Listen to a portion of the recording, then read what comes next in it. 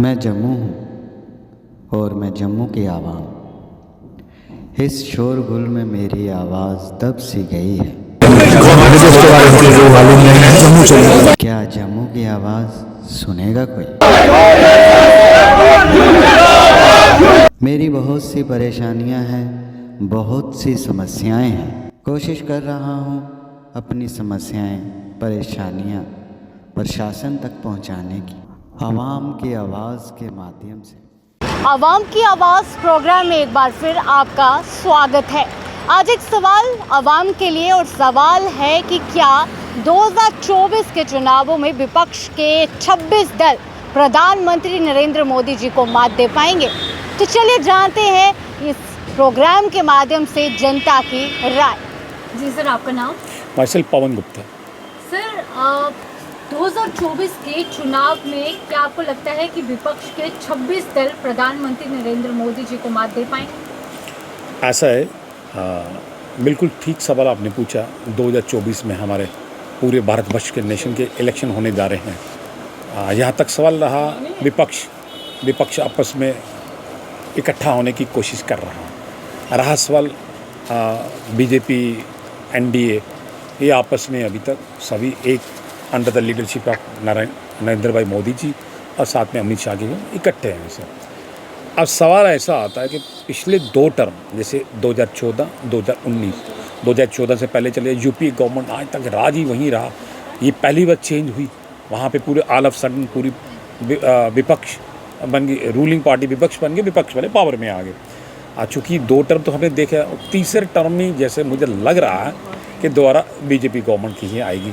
उसका मैं मुख्य कारण बताता हूँ कि बहुत सी ऐसी चीज़ें हैं जो नेशनल लेवल पर, इंटरनेशनल लेवल पे बहुत सी ऐसी हुई जो बीजेपी और एनडीए की फेवर में जाती हैं। विपक्ष अभी तक कैश ही नहीं कर पाया। आप देखिए विपक्ष कितनी सरकारें होती थी, पूरी डिफरेंट स्टेट्स में होती यूपी गवर्नमेंट की, आज दिन प्रतिदिन कम होती जा रही है। माना अब कुछ थोड़ी सी हिमाचली, कुछ ऐसी चीज़ें हुई। रहा सवाल विपक्ष का, आपने कहा कि विपक्ष इकट्ठा होने, जब तक विपक्ष इकट्ठा ही नहीं होगा, आपस में ही ये खींचातान होगी। आपने देखा पिछले दिनों पहले क्या कांग्रेस आई यूपी में मेजर रोल अदा करती थी, अब क्या कि यूपी में कांग्रेस आई का रोल कम होता जा रहा है। दूसरी अलग सी पार्टी हैं, जैसे वहाँ बंगाल में हुई ममता जी, और दूसरी आप जहाँ पे देखिए सेंटर में दिल्ली में आप कहें केजरीवाल जी का एक अपना रोल अदा किया जा रहा है। और ऐसे ही हमारे डिफरेंट जब तक ये पूरे इकट्ठे नहीं होंगे मात नहीं दे पाएंगे। आपस में ही ये बिखरे हुए हैं, थोड़ी देर इकट्ठे होता है फिर खींचातान शुरू हो जाती है। प्राइम मिनिस्टर की गद्दी किसने लेनी है और किसने इंपॉर्टेंट ये चीज़ें लेनी है, आपस में कंप्रोमाइज।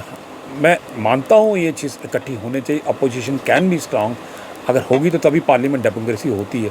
लेकिन जब तक ये हो नहीं पाएंगे, और हमें जो पीछे हालात देख रहा हूँ, और आने वाले दिनों में लग रहा है कि 2029 में दोबारा एनडीए गवर्नमेंट की आएगी, ना कि ये मैं कह रहा हूँ सेंटर की। यहाँ तक रहा हमारे स्टेट में, वहाँ पे चांसेस नहीं है बीजेपी। लोग हर चीज़ देखते हैं कौन लोग ये काम कर रहे हैं। सेंटर में काम किया होगा, स्टेट में काम ही नहीं किया होता, स्टेट में डजंट डिजर्व आ ही नहीं पाएंगे। लोगों के पास ऑप्शन नहीं होगा, जब तभी एनडीए बेनिफिट लेगी। जी सर, आपका नाम? मेरा नाम अफ्ताब हुसैन सूरी है, मैं कटरा का रहने वाला हूँ। सर, 2024 के चुनाव में क्या आपको लगता है कि विपक्ष के 26 दल प्रधानमंत्री नरेंद्र मोदी जी को मात दे पाएंगे? ऐसी कोई बात नहीं है। प्रधानमंत्री जी ने बहुत अच्छे काम कर रहे हैं, बाहर बहुत उनका रिकॉर्ड अच्छा है, जहाँ भी जाते हैं उनका बहुत अच्छा रिकॉर्ड चल रहा है। जो प्रधानमंत्री आप देश के लिए कर रहे हैं वो कोई नहीं कर सकता। ये सब दल इकट्ठे होकर कुछ भी नहीं कर सकते। उनका बार विपक्ष दल द्वारा जो है गुट बनाने की कोशिश की जा रही है, मीटिंग हो रही है, ऐसा कुछ ये यूनाइट हो नहीं सकता। जब इलेक्शन की बारी आएगी ये सब डिवाइड हो जाएंगे, एक दूसरे को लड़ाई करेंगे, एक दूसरे की टांग खींचेंगे। ये ऐसी कोई बात नहीं है कि ये प्रधानमंत्री मोदी एक बहादुर आदमी है, वो लड़ना जानते हैं, देश के लिए लड़ना जानते हैं।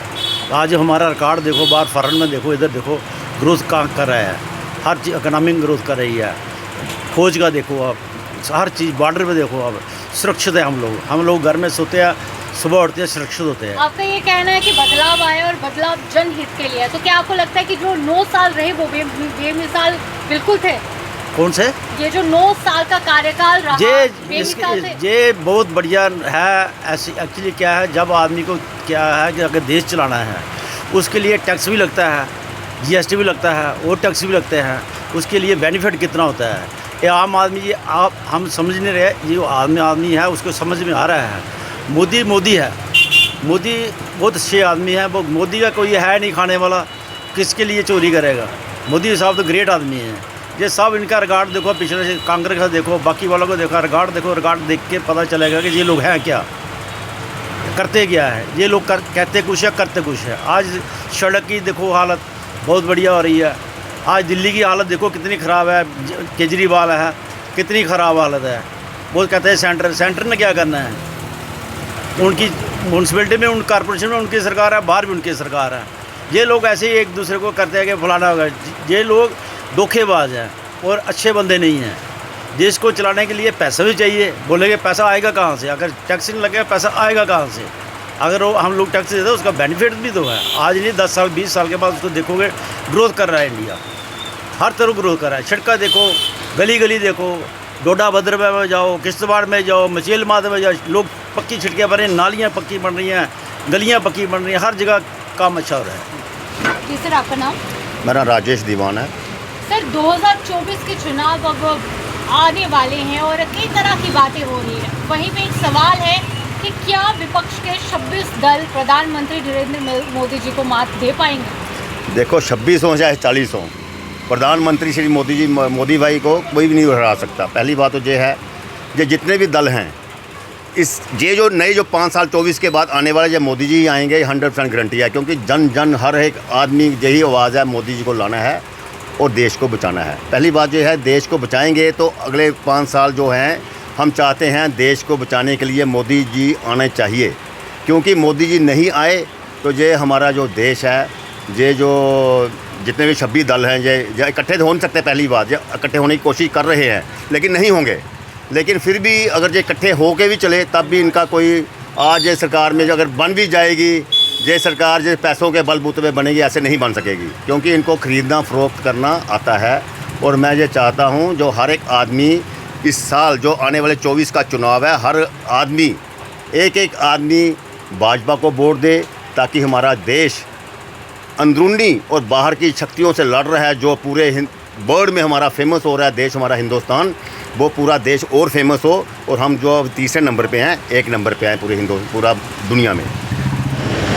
तो ये आपने देखा कि इस प्रोग्राम के माध्यम से जो सवाल हमने आवाम के बीच रखा था कि क्या इलेक्शंस के बाद किस तरह का माहौल देखने को मिलेगा, क्या विपक्ष के जो 26 दल थे वो प्रधानमंत्री नरेंद्र मोदी जी को मात दे पाएंगे। उनकी राय तो आपने भी सुनी, पर आपका क्या कहना है, क्या ऐसा होगा या नहीं? अपनी राय ज़रूर दीजिए। अभी के लिए इतना ही। बाकी अपडेट्स के लिए बने रहिए दी न्यूज़ नाउ के साथ। मुझे और मेरे कैमरा पर्सन नरेश भगत जी को दीजिए इजाज़त।